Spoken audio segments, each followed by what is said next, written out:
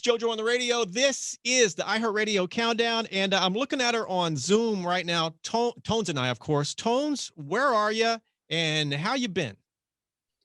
Hello, I'm good. Nice to chat to you. I'm in Australia, in Melbourne at the moment, and I've been going good. Just finished my first album, which is crazy. I got to hear details. This is big news, of course. I guess over the pandemic, that's what you've been doing, just working on this album, probably like crazy, right? Yeah, I've been trying to, it's been really hard to kind of try and find anything to write about when you're living Groundhog Day every day. But since the restrictions have eased in Australia, we were in a pretty intense lockdown for 7 months. And then since those restrictions eased, it's been easier to kind of find things and think about things other than, the repetitive stuff that was our lives. I'm sure you guys are going through as well, which is really tough. Let's talk, pandemic life. We start to current time. How has this bizarre time been for you? Yeah, it was pretty crazy. I was on my first world tour and we were in Amsterdam, and then we got told all the shows were cancelled and we had to fly back. And then ever since then, until like a few months ago, we were in lockdown. And in Australia, the lockdowns were you couldn't go for a walk with anyone but yourself. And while you're on a walk, it was only for an hour a day. You had to wear a mask. And this was all of Australia at one point in time or another. But Melbourne went through it the worst. And then if you went to the grocery store, only one person from each household could go to the grocery store, and you could only leave the house for an hour a day. And you could only travel 5Ks from your house. So we didn't have a service station within 5Ks of our house. So we had to break the law just to put gas in our car. Wow. I'm picturing all these people taking only one person can take a walk. I mean, every country has their own little crazy thing. And I see all these lonely people with masks taking just a lonely walk, I guess, right? Yeah. Even if you saw someone on the walk, you couldn't stop. So the rule was if you left the house, you had to constantly be moving. All park benches had tape around them. You couldn't sit on the grass. You couldn't sit on the beach. You weren't allowed to sit on the beach. You weren't allowed to go in the water. You weren't even allowed to take a paddleboard out and go stand up paddleboarding. It was against the law. You couldn't do anything. You couldn't stop. You pretty much could go for one walk a day around the block and back. If you wanted to go to the grocery store, you had to, if anyone stopped to chat to anyone, had to keep moving. Me and my friend went to the grocery store and split up and pretended we were two separate people and didn't talk to each other. God, we're living through such a bizarre time. Oh my God. Yeah. Hey, give me the details on this album you have completed during this pandemic life we've been living. You've completed an album. What can you say at this point about it? The album is pretty much full of some songs I wrote while I was busking, a few from before I wrote Dance Monkey and everything that I hadn't gotten to share yet. And then some ones that I just finished 2 weeks ago. I finally have a name so I can say it. And I haven't said the name yet, but the album, who cares? And the album's called Welcome to the Madhouse. And it's kind of just an idea of just like my EP, no song is the same. The only constant thing in every song is my voice. But everything else is so different. And each song just tells a different story of welcome to the industry so quickly. Or if someone looked back on where I was 2 years ago when I was busking and was welcome to the rest of your life, kind of. And then everything's pretty erratic. The songs really depict a different time. There's one from before when I just got to Byron Bay and started busking and feeling like I couldn't do it. And I had to go back and work in retail. And then there's a song from right now, how I'm feeling now. So it's really kind of all up and down. Welcome to the mad. Your life has been a bit of a madhouse in a lot of ways, in a good way, I guess, but it's been, crazy for sure. Obviously. Right. Yeah, I think so. I think it's been pretty wild. I mean, even just in my personal life too, because of all this, I think that, obviously, as I said, I've always wanted to be a busker forever. That was my dream. I just wanted to be a busker. And when I kind of started busking a lot, I thought, wow, this is it. And I loved it. And I loved everything. I had no idea and never intended for any of this to happen. And it just kind of went boom. And I wasn't ready. I never am ready. And I still don't really know what I'm doing. So But whatever you're doing or whatever it is, it's working for you, Tones. Hey, do you have a date or a time frame set where you hope to release this, or is that sort of like to be determined at some point? I really want to release it in the next like two or 3 months, just depending on when everything's ready in terms of artwork and all that. And there's a lot of people are coming out with albums, so it's hard to get everything sorted because everyone's so banked up. But I'm going to release a single off it in the next 2 weeks, I think. True or false? Somewhere in the middle of pandemic, whenever it was, you repainted your housemate's room as a surprise. Did you? Yes, What's that? true. It's true. Her room was an ugly blue color when we moved in, and she left to go to work for the day, and I grabbed my other 2 roommates and we went and got paint and a new bed and side tables and plants and beddings and did like a surprise room reveal in one day, and it was hectic, but we got it done. And she slept in a paint fumed room that night. Smelled like paint, the whole thing. Wow, it's like one of those TV shows, one of those redecorating shows, but she had no clue you guys were doing that? No, she didn't. Did she like it? Yeah, she did. She liked it. Yeah. Hey, Tones, your fans love you, although they haven't seen you probably, I'm guessing, in quite a while, like a year, most likely, because we've all been locked up. But what is the weirdest place you have been asked for a selfie? I mean, I'm sure you got, cornered in a couple of weird spots. I guess the weirdest place I've been asked for a selfie is probably a place where someone really professional, in a place where someone's doing their job and their job is to keep me incognito. And then maybe that person you least expect will be the one that will ask for a selfie or something, but you still do it, obviously. But the probably weirdest thing ever with that kind of stuff is when parents drag their really young kid to get a selfie. The kid doesn't know who I am because they've only seen Dance Monkey and I'm dressed as an old man. So the kid's thinking, what are you trying to do to me, mum? And then the mum's going, get in the photo. And I'm like, no one's enjoying this. This kid's scared of me. I'm a bit scared of the mum.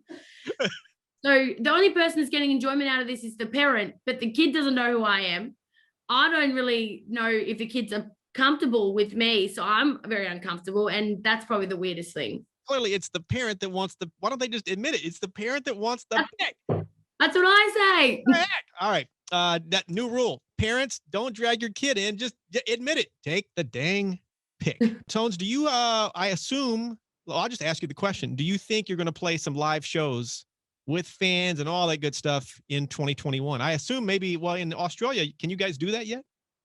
Well, yeah, I'm actually headlining my first festival in 2 weeks. Wow. Because of COVID, though, we're getting all right in Melbourne. But yeah, as I said, everyone was in that really intense lockdown that absolutely sucked. But the country didn't divide on that. Like, they just did it. They all just did it. And now I'm playing a festival. Yeah, I mean, it was tough, but I'm playing a festival in 2 weeks.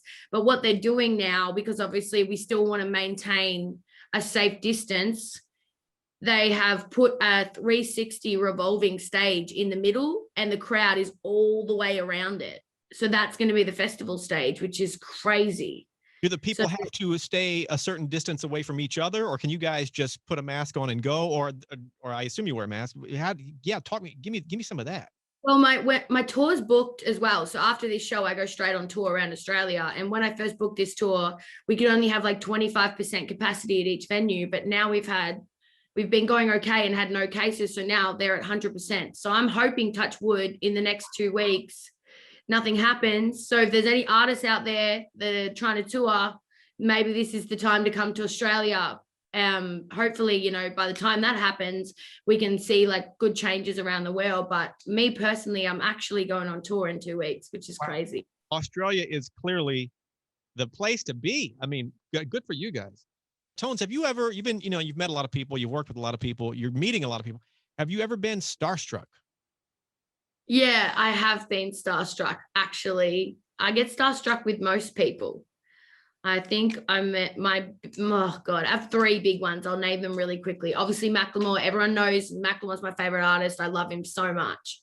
I actually got to meet P. Diddy, who was amazing, such a great person. And I was like, oh my, when we were both backstage at the Allen show, and then I met Khalid in Australia, and he asked me to go out for lunch with him. So we went to lunch. I know, crazy. What the heck? Hey, so which one? I mean, when you met Macklemore, he's your number one. I mean, what was he? Was he all you hoped he would be? Yeah, I was really nervous about that. I was backstage at my Seattle show and I heard the crowd go crazy and the support act wasn't even on yet. So I was like, who are they going crazy for? Obviously, Macklemore was walking. He had to walk in between the barriers of like the stage and the barrier, because that's how you have to get to the backstage at that venue. And then he came in the back room and I was freaking out. And then he watched the show. He asked me, like, let's get in the studio together. Like, I want to. And he was just, and I just offloaded to him about everything, like as a person that I was feeling since going crazy. And yeah, he was every single thing that I thought he would be. He's awesome. He's just a great guy. And he's not looking at his watch the whole time. Like, he's good to talk to. Let's do Fly Away.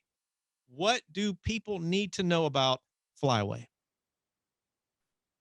Fly Away is just a really honest song that I wrote about wanting to talk about how people think I should feel really, really, really amazing and good, or all of us, anyone, when they achieve something or live some kind of life that looks really good from the outside and maybe from the inside.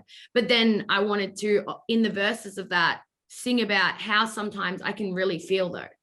But then I also wanted to write a song that me as a child growing up would have listened to and felt inspired, but also not the kind of inspiration that's like, you're going to get cars, you're going to get all this stuff. Like, I wanted it to be really honest. I didn't want to put people's expectations up here. I wanted to talk about how you feel not okay sometimes, even at your best times. And yeah, so that's why. What is the best live show you have ever seen? You're a fan as well. Who blew you away? It would have to be Childish Gambino.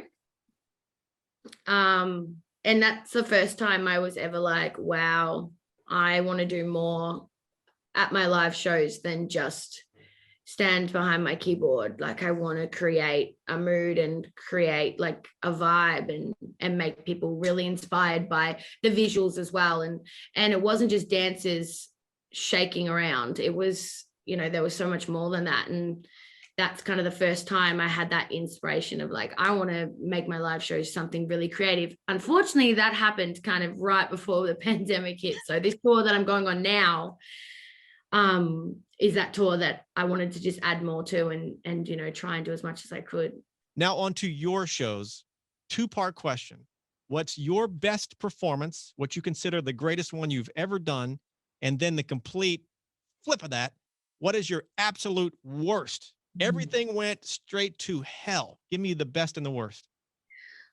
The best performance that I ever did, probably in my mind, was I played at a small market. I was busking and then they asked me to play at a small market on a Sunday, but I just had really low expectations. And then everyone from the market ended up just coming and sitting in front of the stage, which you never expect that at a market because you're just there for background music. And they sat in front of the stage, everyone stayed for the whole time. It was just really good vibes and freaking out and jumping up and down. And me never playing a show and only being a busker, for me, that was like the hugest thing ever. And I remember it was really fun. And then my worst one was probably when I played a festival in New Zealand, and my loop pedal stopped working and my drum pad stopped working. So we had to go on 30 minutes late. It was a 40-minute set. And yeah, and I think that I only got to play 3 songs in the end. And yeah. You're ready to go. The crowd's there and all your tech just goes straight to, so good. It's terrible. I'm obsessed, if you don't know this, with the paranormal, ghosts, UFOs, all that kind of stuff. I've got a podcast called Paranormalish on the iHeartRadio app. It's everywhere, of course. What is your paranormal encounter? What happened? I used to live in this really, really old house with a bunch of New Zealand guys that were my really good friends. There was like 10 of us in that one house. And me and my friend Sammy were watching a movie and he fell asleep, and I kind of fell asleep, and I was facing the door, and there were these big open double doors that were like two of them that opened, and I looked to my right, and I swear I was not asleep. I saw this kind of weird, really, really skinny man in a nurse's outfit with a nurse trolley going down the hallway towards my room. And I freaked out. I was like, wow, like I must be asleep, but I wasn't asleep. But I convinced myself I was asleep, but I wasn't. And then the next morning, I tried to wake up and I had like sleep paralysis. What is it? Sleep paralysis. I know exactly. Yes. Yeah. And I've never had that before. Never since then have I had that. I had it in the morning. I couldn't get out of bed. I was freaking out. I rolled onto the floor, like off the bed onto the floor. And as I hit the floor, I could move again. But I just like slowly tried to get on the floor. And then I moved out of that house. So I can't even tell you. What the heck? What did you do any research on the house? Was there any history to it with the medical kind of a crazy man? That sounds wild.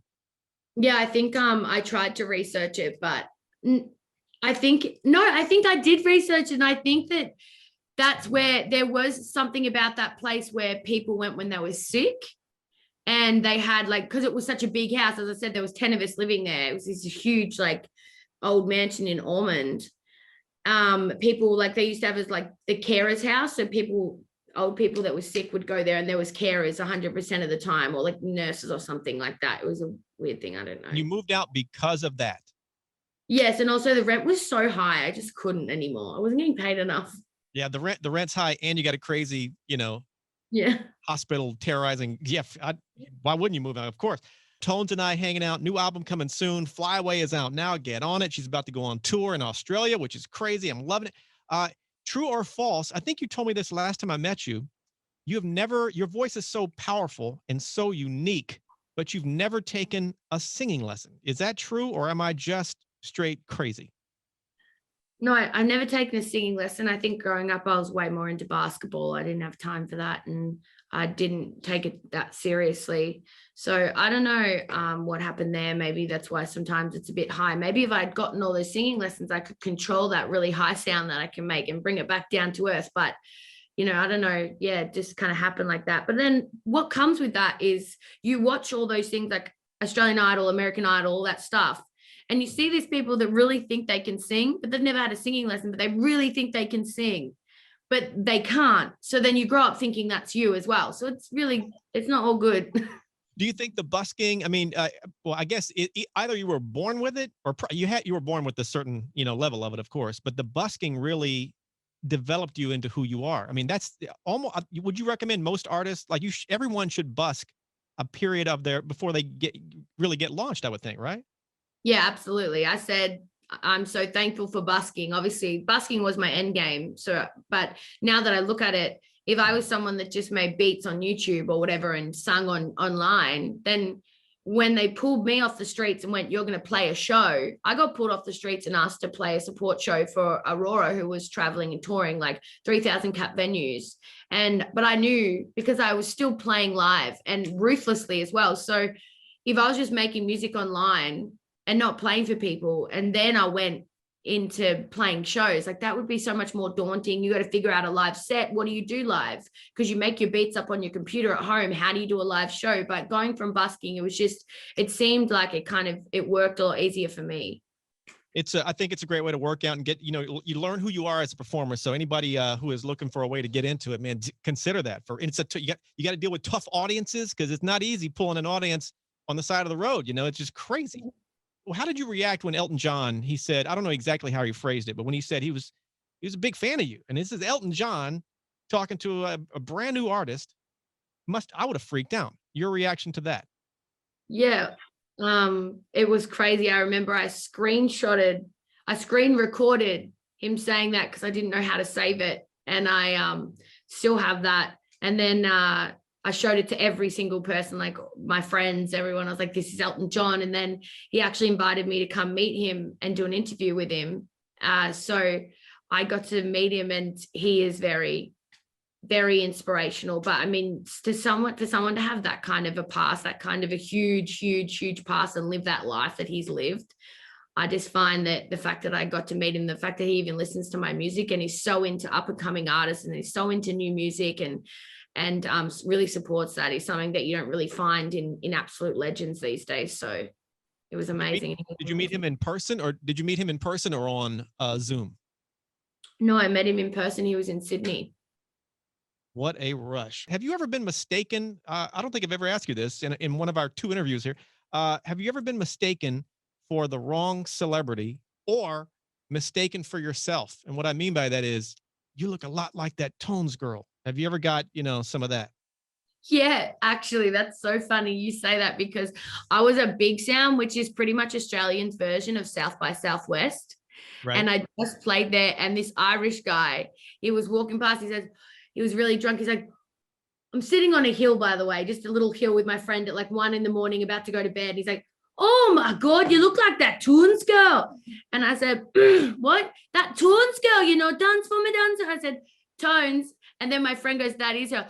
Oh my God, you wouldn't believe it. My ex-girlfriend, she used to love you. And then she said to me the other week, I don't love you anymore. And I was like, oh, what? You don't love me anymore? She's like, yeah, I don't love you anymore. I want to break up. And then she's like, you're not going to say anything about it. And then I was like, well, if you don't love me anymore, I don't want to be with you.